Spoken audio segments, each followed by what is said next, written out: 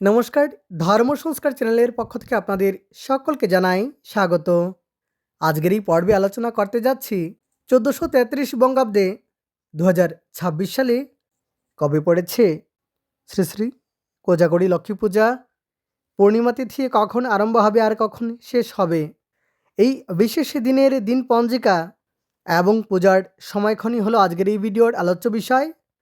সাধারণত প্রতি বছর আশ্বিন মাসেই অনুষ্ঠিত হয় শ্রী শ্রী কোজাগরী লক্ষ্মী পূজা, কিন্তু এই বছর কার্তিক মাসে পালিত হবে শ্রী শ্রী কোজাগরী লক্ষ্মী পূজা।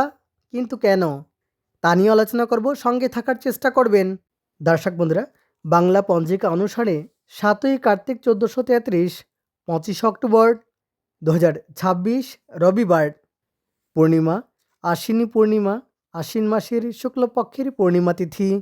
যে পূর্ণিমা আশ্বিনী পূর্ণিমা, শারদ পূর্ণিমা, শ্রী শ্রী কোজাগরী পূর্ণিমা এবং শ্রী শ্রী লক্ষ্মী পূর্ণিমা নামেও পরিচিত, এবং সেই দিনই অনুষ্ঠিত হবে শ্রী শ্রী কোজাগরী লক্ষ্মী পূজা।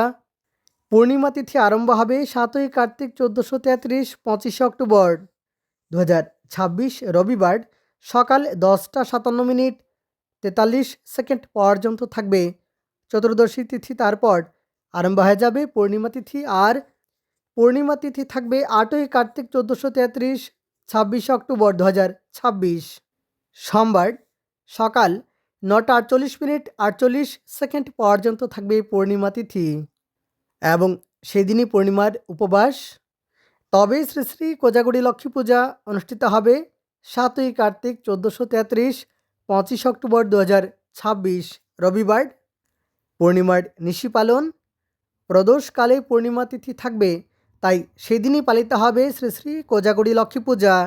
এই দিনে রেবতী নক্ষত্র থাকবে রাত্রি 7টা 49 মিনিট পর্যন্ত, হর্ষণ যোগ থাকবে রাত্রি 6টা 38 মিনিট পর্যন্ত, বণিজকরণ থাকবে সকালে 10টা 57 মিনিট পর্যন্ত, তৎপর বৃষ্টিকরণ থাকবে রাত্রি 10টা 23 মিনিট পর্যন্ত। প্রদোষে সন্ধ্যা 5টা 13 সেকেন্ড গতে রাত্রি 6টা 36 মিনিট 10 সেকেন্ডের মধ্যে শ্রী শ্রী কোজাগরী লক্ষ্মী পূজা এবং শ্রী শ্রী সত্যনারায়ণ ব্রতম। সায়ং সন্ধ্যা নাস্তি রাত্রৌ কোজাগর কৃত্যম।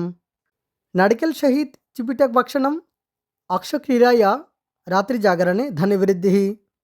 কোজাগর শব্দটির অর্থ হলো কে জেগে আছো, এবং এই তিথিতে অক্ষক্রিয়া করে রাত্রি জাগরণ করলে ধনবৃদ্ধি হয়। গোস্বামী মতে রাত্রৌ ভগবান শ্রী শ্রীকৃষ্ণস্য শারদ রাসযাত্রা।